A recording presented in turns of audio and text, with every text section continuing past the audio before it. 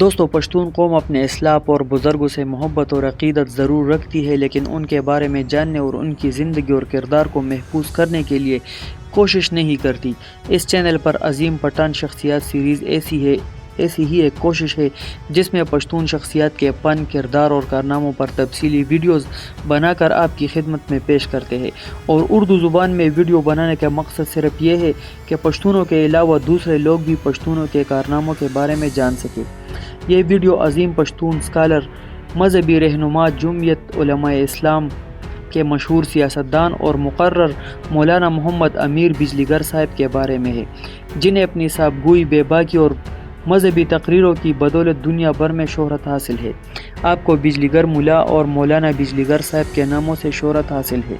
اگرچہ وہ ایک عظیم مذہبی رہنما، قرآن و حدیث کے ایک بڑے عالم اور مدرس تھے، لیکن ان کی تقریروں اور تدریس کا طریقہ انتہائی مختلف اور منفرد تھا۔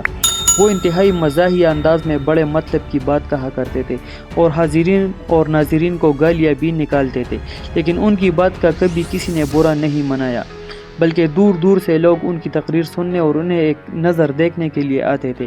مولانا بجلی گر اپنی تقریر میں کہاوتیں اور لطیفے بھی سناتے اور حکومت وقت کے خلاف بولنے سے بھی نہیں ڈرتے تھے۔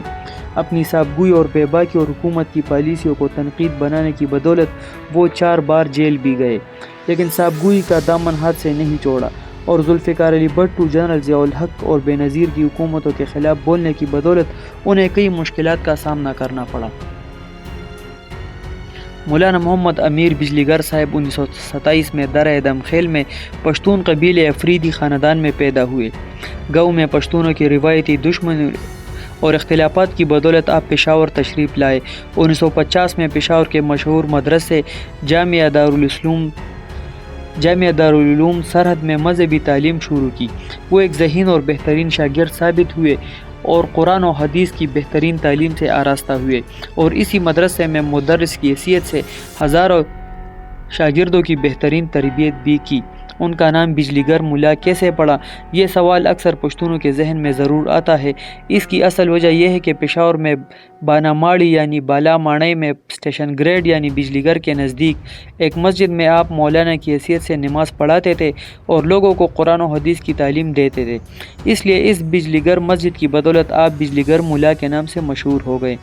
مولانا بجلی گر جمعیت علماء اسلام کے ایک سرگرم رکن اور اس پارٹی کے رہنما مفتی محمود کے دست راست تھے، اور بٹو دور میں مفتی محمود کے ساتھ مل کر عملی سیاست میں پرجوش حصہ لیا۔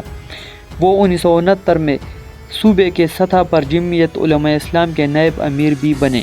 پاکستان کے مشہور سیاستدان ذوالفقار علی بھٹو، عبدالعلی خان، شاہ احمد نورانی اور دیگر شخصیات آپ سے مفتی محمود کے ایلچی کی حیثیت سے مذاکرات کیا کرتے تھے۔ جمعیت علماء اسلام کے رہنما اکثر پارٹی جلسوں میں تقریریں آپ کو دیا کرتے تھے، کیونکہ ان کی منفرد تنقیدی اور مزاحیہ تقریر لوگ بہت شوق سے سنتے تھے۔ جمعے کے دن ان کی تقریر سننے کے لیے لوگ دور دور سے تشریف لاتے تھے۔ ان کی تقریروں کے آڈیو کیسٹس پورے ملک میں مشہور تھے، اور پشتون گھروں کے علاوہ گاڑیوں اور بسوں میں ان کے بیانات شوق سے سنتے تھے۔ مولانا اپنے تقریروں میں حکومت اور عوام دونوں پر کڑی تنقید کرتے تھے، اور اسی بنا پر 4 مرتبہ جیل گئے اور قید و بند کی صعوبتیں برداشت کی۔